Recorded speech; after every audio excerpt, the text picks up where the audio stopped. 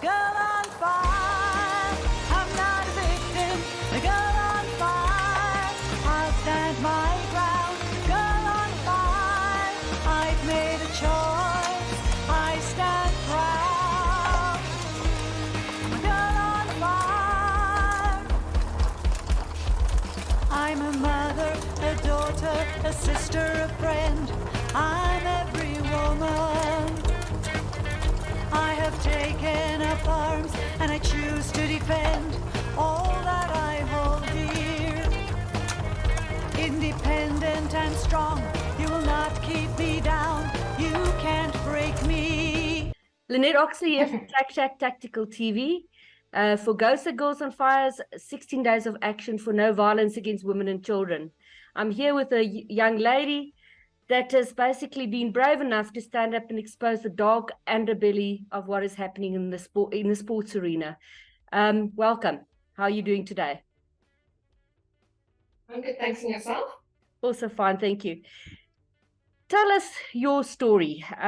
When you were 16 years old, your coach started grooming you, and it actually went a lot further than that. And can you tell us your story?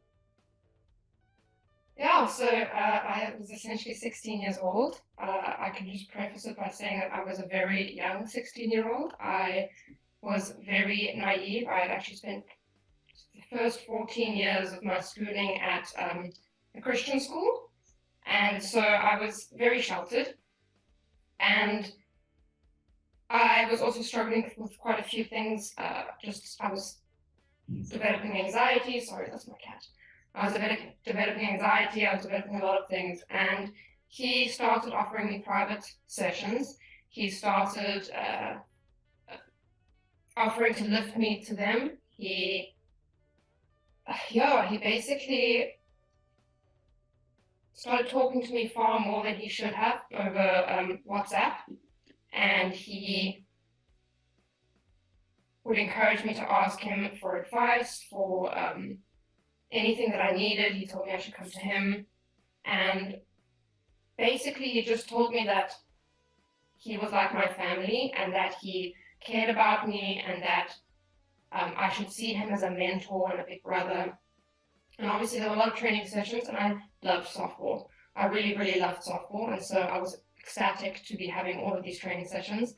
I think it got to a point where we were training like 4 times a week, so it was something that I really felt that I was benefiting from. And then it had this added extra of this person just, being there for me and supporting me and giving me advice. And so, eventually it started progressing. He started telling me that he loved me. He started asking for nude pictures of myself, and I would very, very much say no. I started talking about the anxiety that I was suffering with. It was causing me to not sleep at night. I was very highly strung. I was really, really wanting to do well in academics, get into a good university. And so he sort of started encouraging me to touch myself, to alleviate stress. And he also asked me if that's what I do, if I touch myself, and I sort of said no. He was very well aware that I was a Christian at the time. And I also said, I'm just looking at your pet scale. Sorry. Should I just quickly take them out? Sorry. Don't worry about it. Let him be part of this. Okay, cool. Yeah, so I told him that, I don't believe in sex before marriage. I was very, very much quite firm on what I believed, and he knew this. But he started sort of encouraging me, God made Adam and Eve and they can get married, and, you need to try out before you get married so that you know what you like, and, all of these things. And looking back, they were such silly arguments. As a 23-year-old looking back, it's like a really silly argument, but I did sort of let it, persuade me. I trusted this person, and he was really encouraging me to do the stuff. He had a family, and I felt it was wrong, and I told him, I don't feel like this is right. I feel very guilty. And he said, no, but he cares about me, and this is what adults do when they care about each other. He eventually started sending me, he had asked me for pictures of myself and I said no. He started sending me pictures of himself. And I just remember looking at them and deleting them because I didn't really want to see them and I didn't want him to get in trouble. So I just deleted them and carried on. And eventually he would start sending me porn, he would start sending me links to porn, and ask me, he would say like, I've sent you so many things, why don't you send me anything? Yeah, just things like that. And it progressed and progressed. He was now very much a part of my life. I would see him often. He invited me to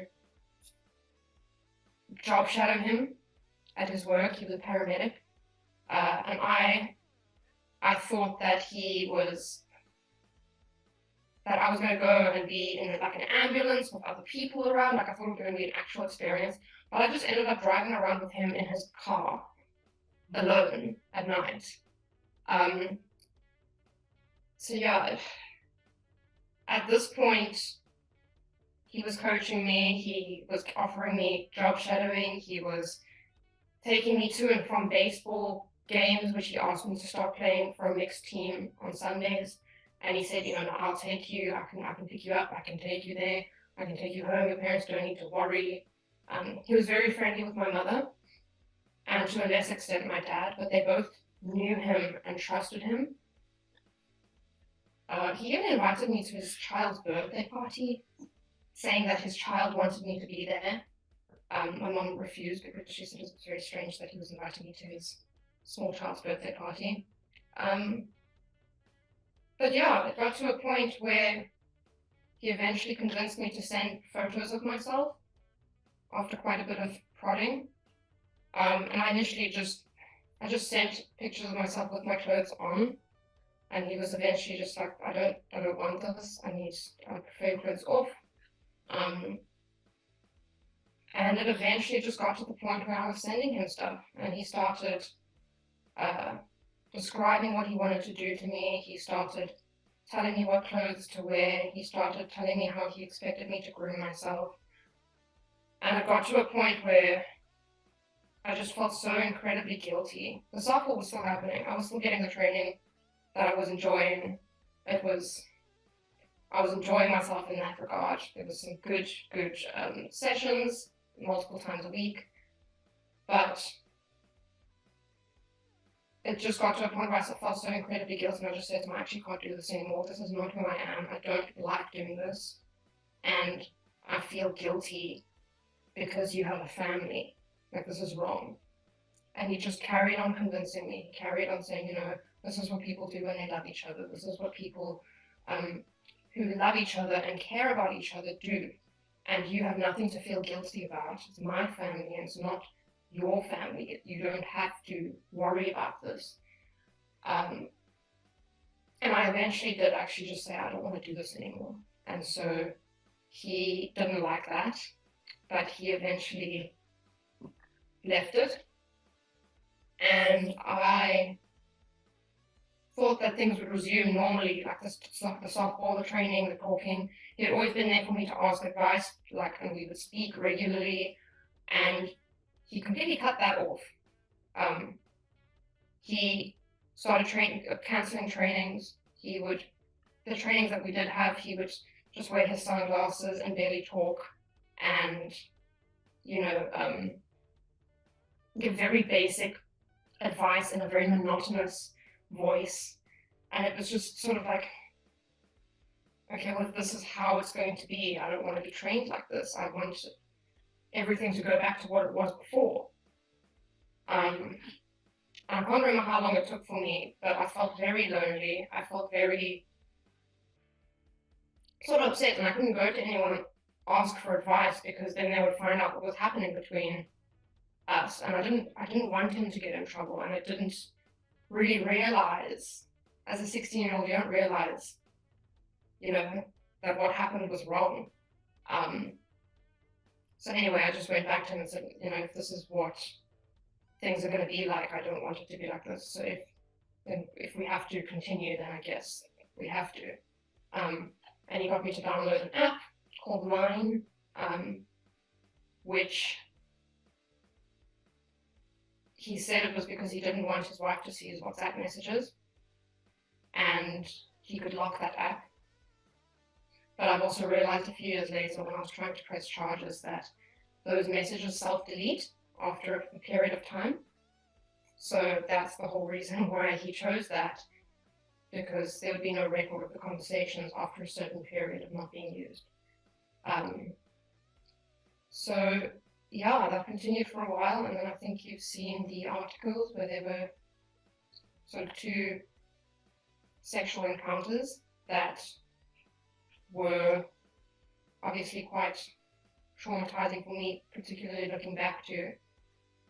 And at this point, he started telling my mother that I'm a pathological liar, that I need psychiatric help, and that there's no use taking me to therapy because I needed more help than therapy could give, that I needed to be medicated. I didn't know he was saying any of this. I thought that things were continuing as normal with us. But he was very much in control of me, and I had started to drop, my marks started to drop. I always had fairly decent marks, and they just were going down to 50%. I was moody, I was just very angry in general, very erratic. And so obviously my mother started to notice, and he started to blame, you know, my psychological state on being a pathological liar and all of those things. And eventually after I just became, I think, a bit of a mess, I eventually cut things off. I think he believed that I was a bit of a loose cannon at this point, and he was worried that I was going to say something based on how I was behaving. So he sort of cut things off and stopped sort of coaching me. He didn't really want anything to do with me after that. And obviously a lot of things happened. There were other girls that he started abusing during this time, which is obviously why his interest in me completely subsided. But it took me 5 or 6 months to sort of realize what happened in the first place, because I just blamed myself. I thought that, you know, it was partially my fault and no one would believe me, and that my name would be dragged through the mud. No one would look at him badly, but they would look at me badly, you know. And so I didn't want to do anything about it. But I eventually told my parents, well, I told my mother, because one of my older friends, I told them and they said I need to speak to my parents because what happened to me was grooming and it's a crime. And that's the why I was feeling the way that I was. And I thought I was just going crazy. And so I eventually told my mom by sending her a link to a grooming sort of page, a sort of page that explains what it is, and said that that's what he did to me. And that was a very emotional day, a very, very, very emotional day. I've never really spoken to my parents in person about it, because it's very difficult. But my mom told my dad, and I wasn't there, so he does know. And he was very supportive of me. They both were very supportive of me, and they believed me immediately. That's just still something very, very difficult to talk about with them. Yeah, we went to a psychologist after that. I got some treatment, only I think 4 sessions, and I didn't want to go back anymore because I didn't want to deal with it. I wanted my life to go back to normal. My matric year was coming up, and I wanted to just improve my marks again. I wanted to have a good year. The last year hadn't been a good year, and I wanted to just have things go back to normal. So they asked me if I wanted to press charges, and I said no.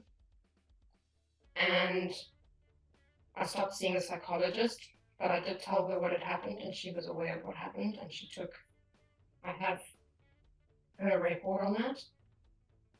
And yeah, up until 2021, I didn't want to say anything. I wanted to forget that it happened, but I kept on having flashbacks. I kept on having, oh, it just wasn't nice. You'd get flashbacks and you'd get hearing other people's stories, and you sort of just realize that he's likely going to continue doing it. He had become a South African softball coach at that point. So I was terrified of him. He owned a gun. I'd held his gun before. He made it very obvious that he had one. He had already told the whole community that I was crazy and I was a liar. And so I'm not really sure how many of those people believed me, but a certain amount believed him, but a certain amount did. And I had moved sort of areas, and I had hoped that me moving would sort of get me to stop thinking about the things that happened, but it didn't. So I decided that clearly moving away from home wouldn't be the solution. So maybe I should try and do something else. And so I started asking around at my university if they knew anyone I could talk to, and I Googled. And Olivia's name came up from Women and Men Against Child Abuse, I think was then. Yeah. And sort of that's how I got the process going. She's an awesome lady. Yes, very much so. So you then went and did charges against this man. He was 24, 23 when this whole incident with you happened. So this was quite a couple of years later. But you went and laid charges at the police station, am I correct? Yeah, so he was 27 when everything happened. Okay, 27, sorry. He was 27. I think he was about 30 when I decided to press charges. And I went with Olivia. She helped me write my statements. She went with me to the police station. At this point, we knew that there had been other girls. And so she started the process of trying to just do a little investigating, trying to get them to consider pressing charges, because they too had their own stories, and some of theirs were maybe a bit more traumatizing than mine, some a bit less. And so it was a bit of a process of trying to suss out how we were going to proceed. But in the end, I was aware personally of 4 girls in total, and we were meant to sort of investigate further. Obviously, when everything came out and he was arrested, there was meant to be further investigation to see the true extent of it, but obviously that didn't really quite happen, so we never will really know how many girls there actually were. But I believe that there were more than just 4. What happened? So he was arrested and he was released on bail, and what happened then? So he wasn't released on bail, as far as I'm aware. He was released pending further investigation. Okay. So they had started the process. I remember this was in October, and they arrested him, and they then released him and made arrangements with myself and Olivia to have interviews in the first or second week of December, to, actually sit down and speak with, I don't know who we had to speak with. I think it was the Prosecutor? Yeah, prosecutor, there you go. Had to speak with the prosecutor, and the rest of the people that were mentioned in our statements had to be interviewed. And there was going to be a whole big thing that happened in December. We were making arrangements to do that, and about a few days later, he actually killed himself, which was a devastating blow. What was he obviously? Oh, I cried so much. Why did you cry? In the first place, I knew that now he was the victim, to everyone who knew what had happened. By then, an article had come out saying what the allegations were and that he was arrested. He now immediately turned into the victim. It was immediately him and his family that everyone was feeling sorry for. Just seeing everyone comment on Facebook what a great person he is. He was a paramedic. So obviously his day-to-day job was saving lives. So it was just an outpouring of grief on social media that I really struggled with seeing. But I also cried because I knew that he had a family. And, you know, this outcome was not what I anticipated. It was not what I wanted. I wanted to have some sort of justice, and I wanted to have some sort of, I don't want to say, closure, but you can't really say it. You just want to just. Yeah. I wanted to just look him in the eye, at the very least, and let him know that I was holding him accountable for what had happened, that what he did was wrong. I wanted him to know at the very least that I was standing up to him like I should have done when I was 16. I wanted at the very least that I would have been happy with some sort of restorative justice, something, anything. I didn't want to make his life miserable. I wanted some sort of acknowledgement of what he did to me. Even if he, you know, wasn't found guilty, or he wasn't found, or his punishment or sentence was light, at the very least I knew that there was something there, that I stood up to him, you know. And now I could never have that. I could never know how many girls he actually did this to. I can never know sort of anything. It sort of died with him. And that hurt a lot. It hurt so much. And just knowing what his family was going through, it was just a lot of emotions that I struggled to actually process for a long time. So tell me, Olivia did mention to me that the family was quite threatening to you at stages. Am I correct?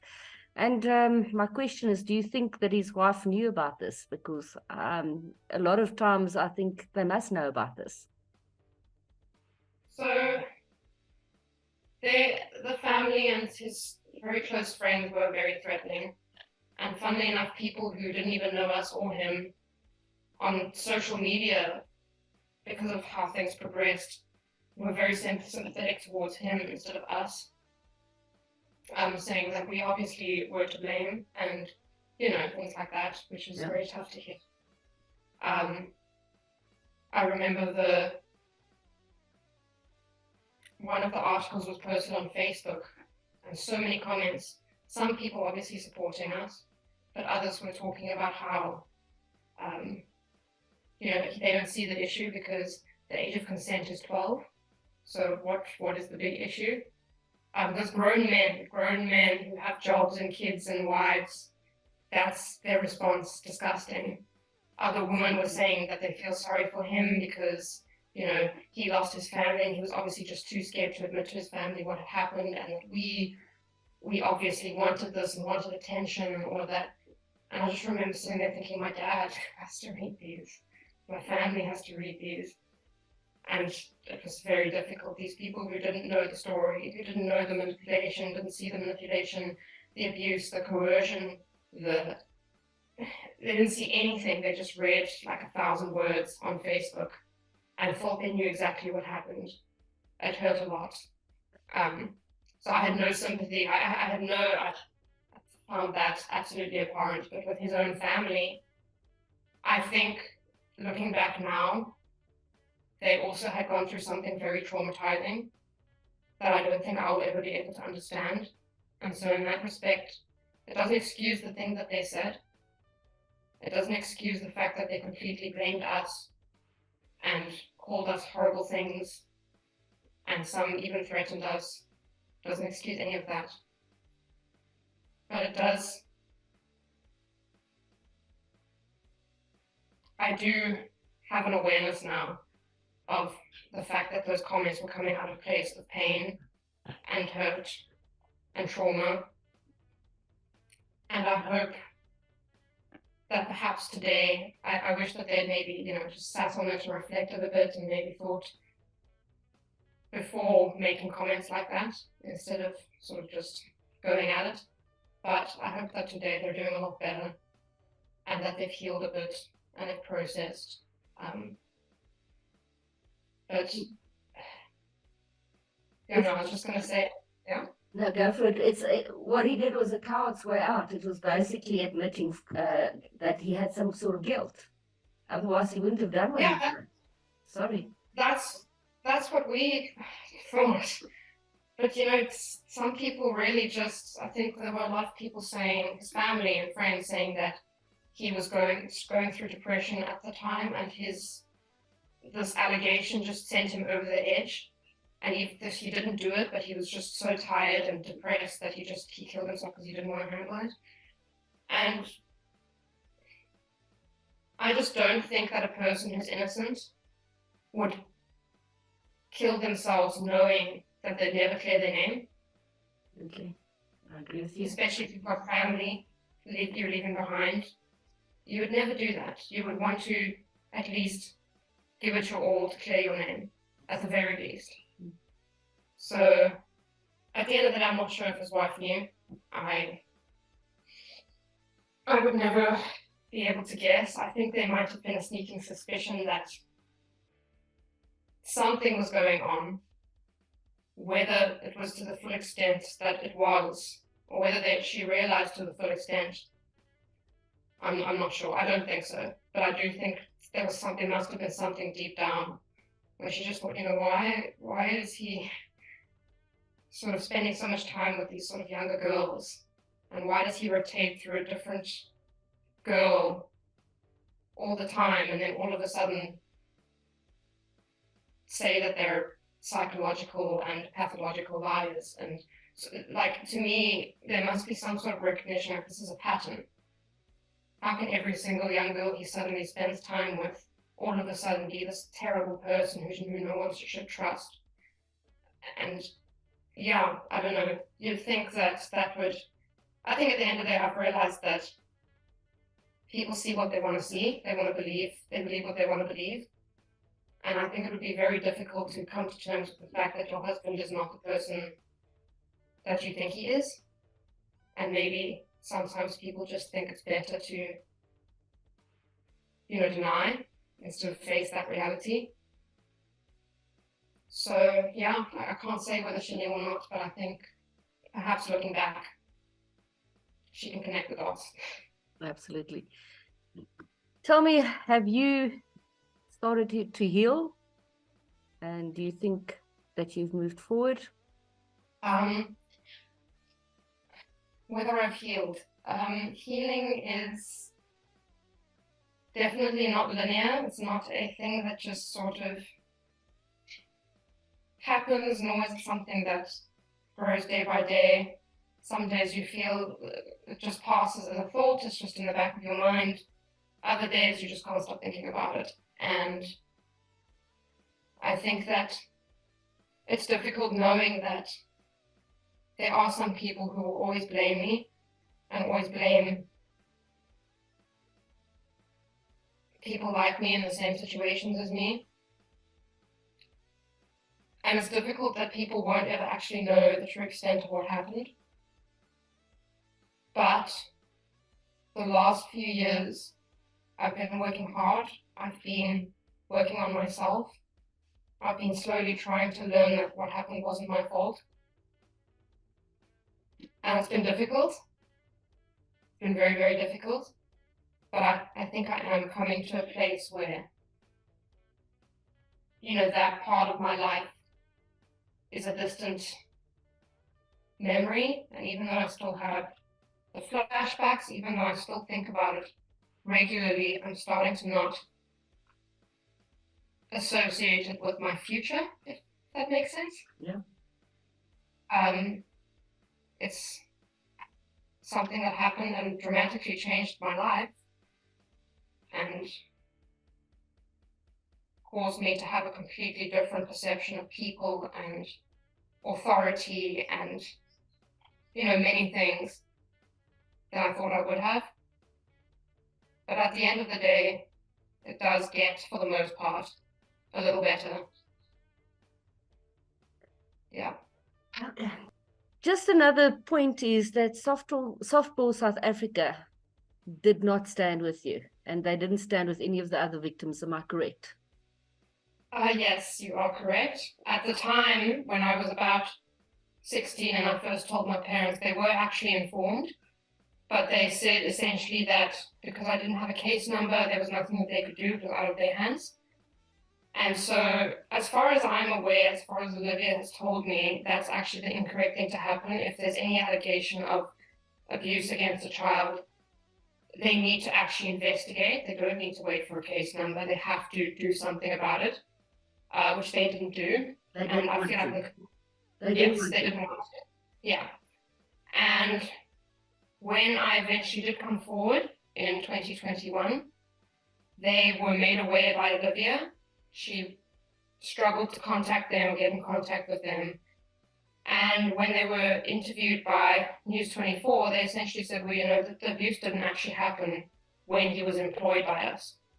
So that says to me, we don't care what he did in his past. We don't care that he was abusive and that he puts children in harm's way. As long as it didn't happen when he was employed by us, it's all fine. He's this upstanding guy, which I think is disgusting. Absolutely. And I think the sort of cherry on top of that entire thing was the fact that they went and honored him at his memorial. They stood in their blazer. The presidents of Softball South Africa stood in his blazer, his green colors, green and gold, and spoke about how great a guy he was and how despite everything, he was still an employee of Softball South Africa when he died. And they knew, they read there were 2 articles published at this point. They knew exactly the details of what he had done. They didn't do any investigation to verify what had happened. They simply stood by his side. And I just think that's absolutely disgusting. I think that if I were the wife, the daughter, the mother, anything of any of those people in that association, I would be disgusted. And to essentially say that you don't care is to ensure that young children who are being abused currently in the sport don't come forward. They will never come forward because they will see this man will be honored nevertheless. They will stick with him nevertheless. And that's just devastating. People won't come forward.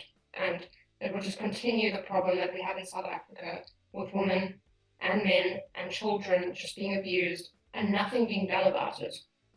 I think something that hurt me quite a lot, I think it was last year as well, they had a little poster for the National Provincial Championships, which was taking place in Cape Town, I think.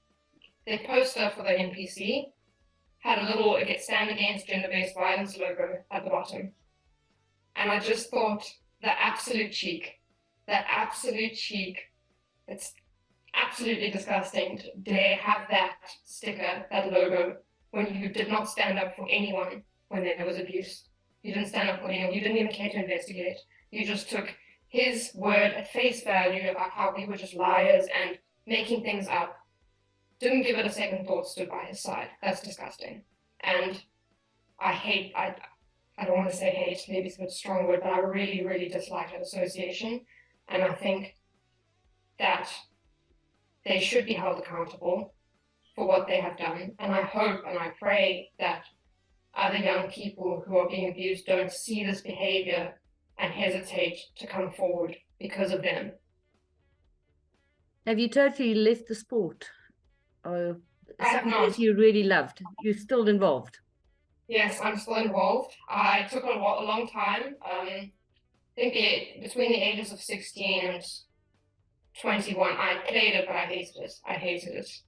I would often go to the fields and he would be there. Anything I would do, he would be there. And he would very much make his presence known to me. I remember once he came and complained, I was playing a game, I was pitching. He went and complained to the umpire that I was pitching illegally. He's completely uninvolved. He's nothing to do with our team. He's a boys' coach. Why he was even on that side of the tournament is beyond me. But he was very much someone who took joy out of making us feel very uncomfortable. So for a long time I struggled. I really, really struggled. I remember just coming off of games, going home and crying because no matter what I did, I could never feel the same enjoyment as I had done before I met him. I could never get the same enjoyment out of it. I always felt just completely out of place. And it really affected my confidence. I really didn't enjoy it. And once I moved, and once I pressed charges, I actually found that I was able to enjoy it again. Which, yeah, I'm quite happy about that. I've now got a completely different approach to it. I'm just making sure that I have fun, don't put pressure on myself. I've got an amazing team who supported me throughout the ordeal, and they've really helped me fall in love with the sport again. And so I'm so, so thankful for them.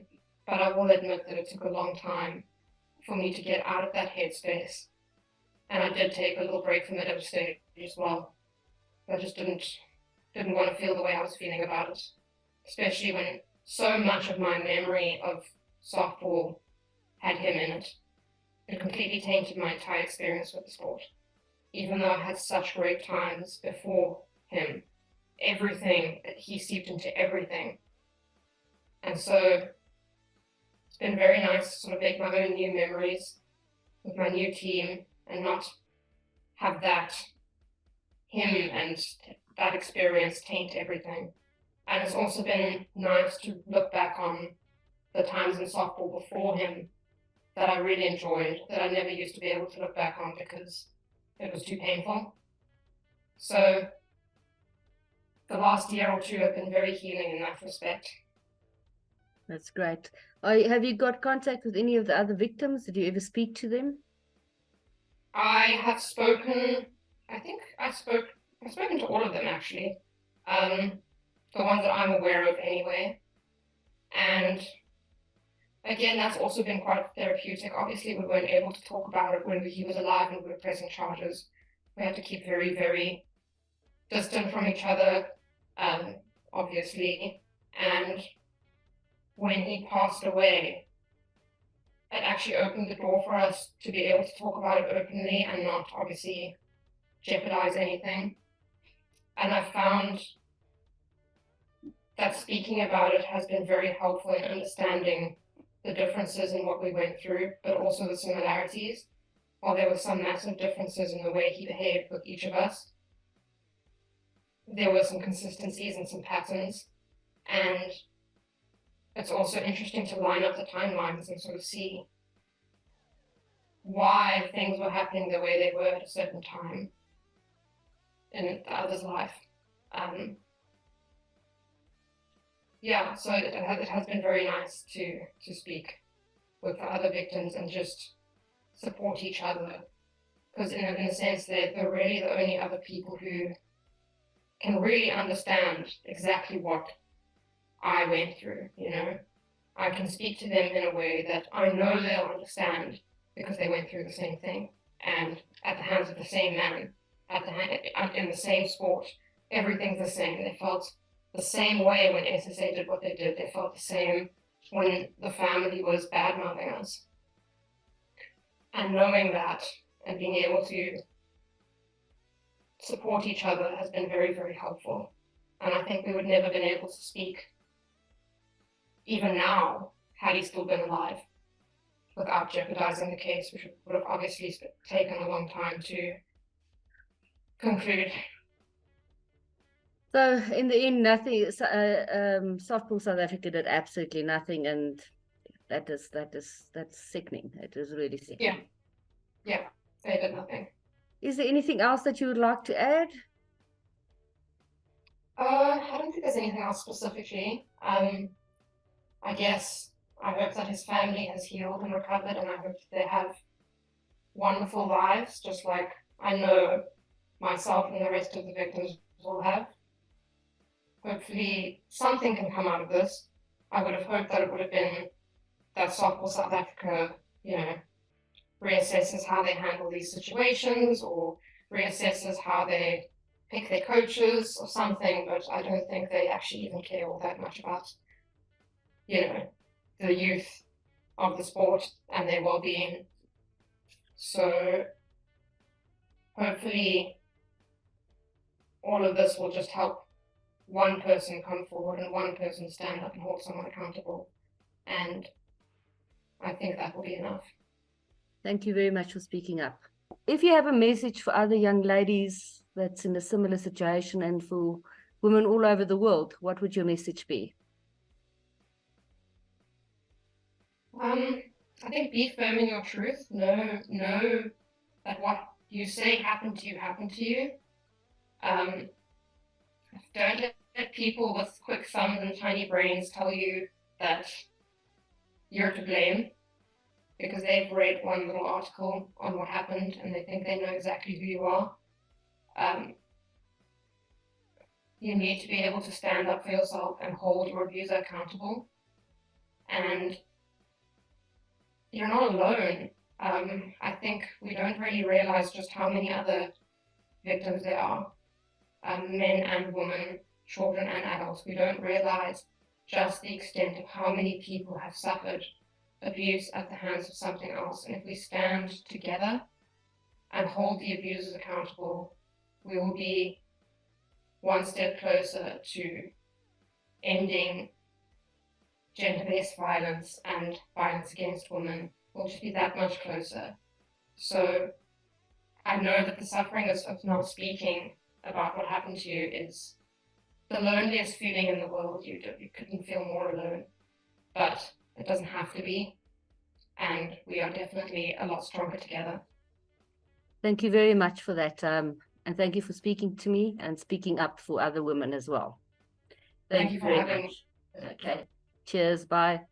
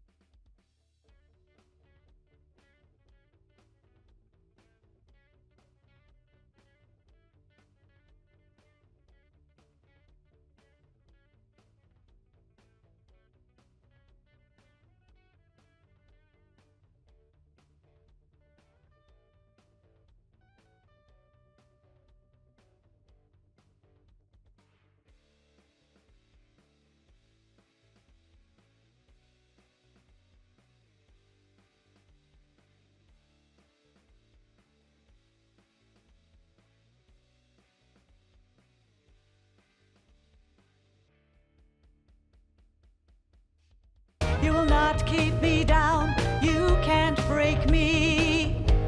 I'm a girl on fire, I'm not a victim. A girl on fire, I'll stand my ground. Girl on fire, I've made a choice, I stand proud. I'm a girl on fire. Countless hours on the range, I am responsibly armed. I am your equal. I've empowered myself, I have practiced and trained. Fear won't control me. With my sisters in arms, we will make ourselves heard. We'll stand together. I'm a girl